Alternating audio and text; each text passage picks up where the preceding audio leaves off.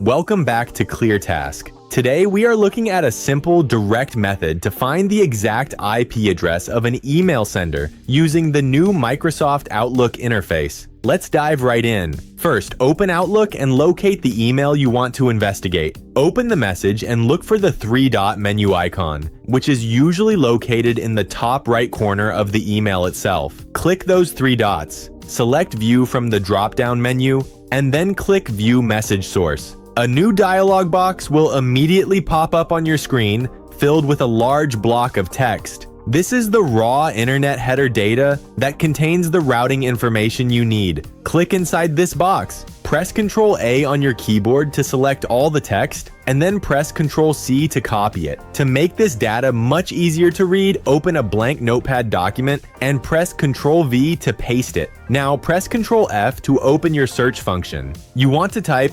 X-sender-IP or X-originating-IP. The string of numbers immediately following that label is the sender's IP address. If those specific tags are missing, search for the word received. You will typically find the sender's IP address listed right there in the routing path. And that is it. You have successfully tracked the originating IP. If this ClearTask tutorial helped you solve your problem, please leave a like and subscribe for more straightforward tech guides.